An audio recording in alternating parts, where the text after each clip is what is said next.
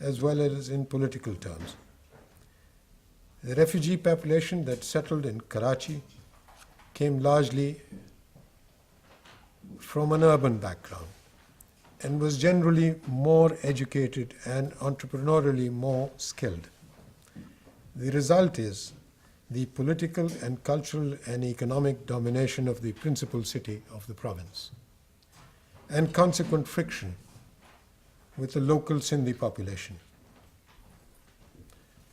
This was manifested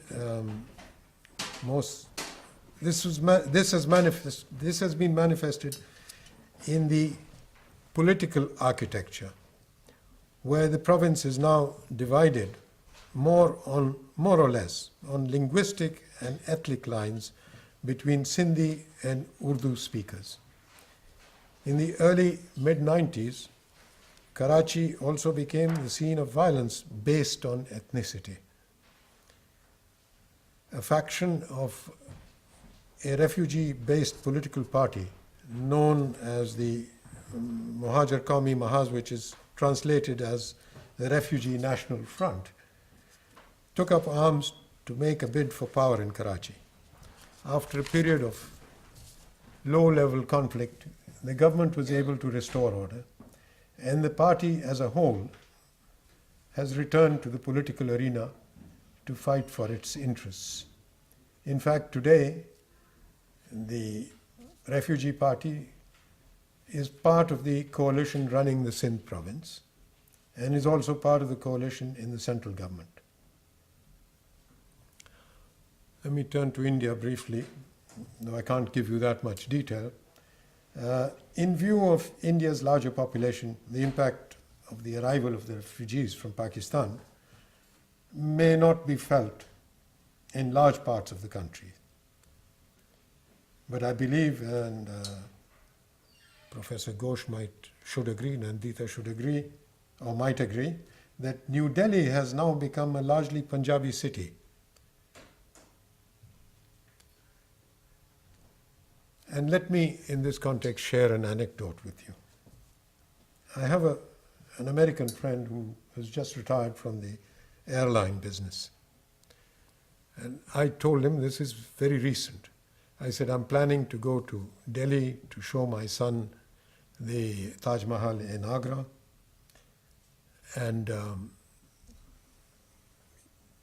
he immediately said, well, when you go to Delhi, go to my favorite restaurant. The restaurant's called Moti Mahal. And Moti Mahal, he said, is where the world's first tandoor was built. I think everybody knows what a tandoor is.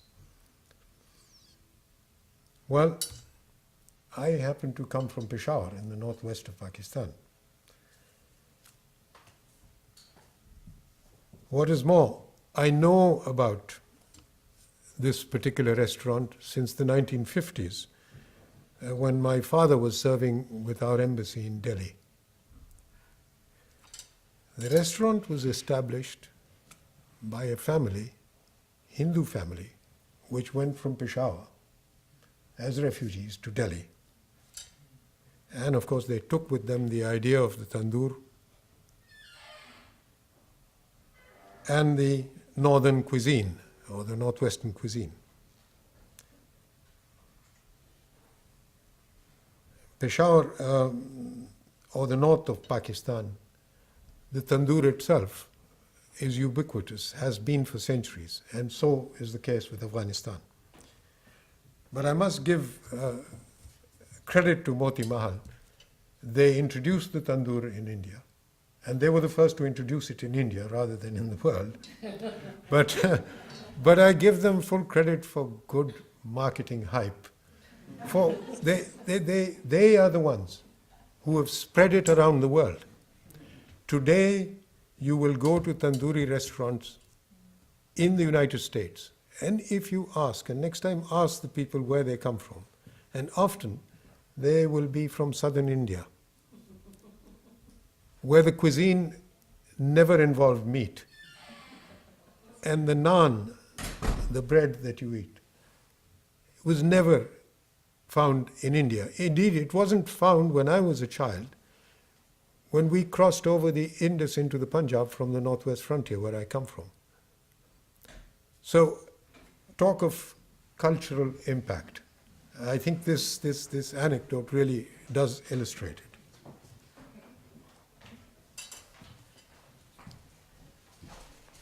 I should add further that the key to the successful assimilation of Indian Pakistan populations has been the fact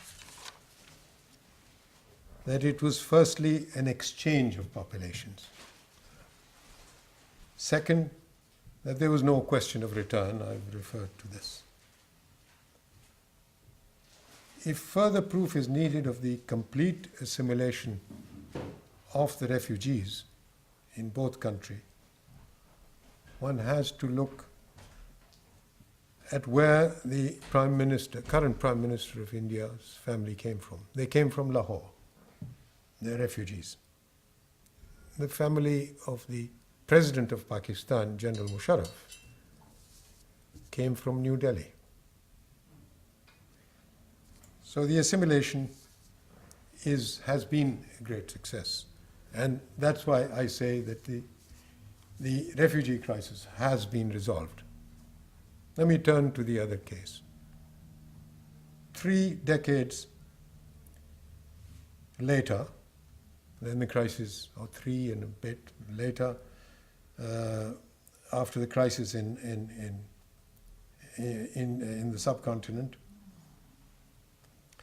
the Soviet invasion of Afghanistan led to the inflow of some 3.5 million refugees from Afghanistan into the western provinces of Pakistan.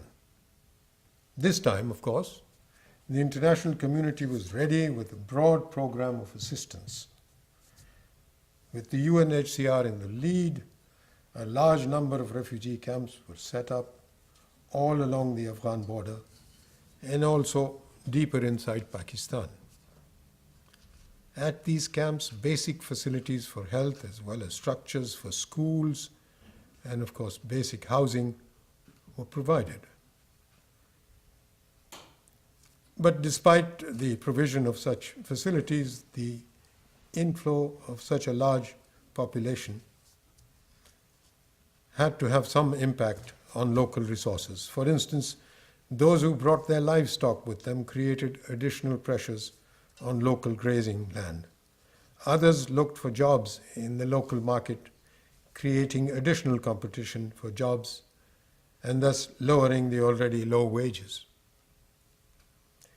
Still others took up petty trades, and many carried the skills of carpet weaving and carpet dealing into Peshawar and other towns close to the Afghan border. Overall, there were very few, if any, incidents of friction with the local population. The principal reason for this was that the vast majority of the Afghan refugees were Pashtuns. And therefore, they found it much easier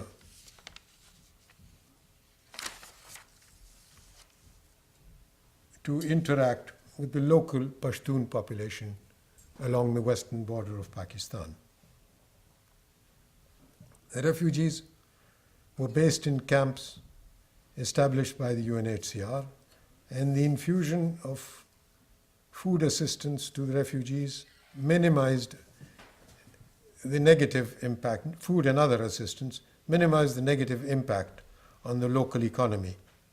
And this helped further to eliminate causes of friction with Pakistan, with the local population. The more enterprising among the Afghan refugees soon opened small businesses, as I mentioned earlier, and began selling rugs and other cottage industries. Some even opened restaurants in the bigger cities and strengthened the flavor of the Afghan cuisines or Afghan dishes in our local cuisine. In some areas, there was greater social interaction Pashtuns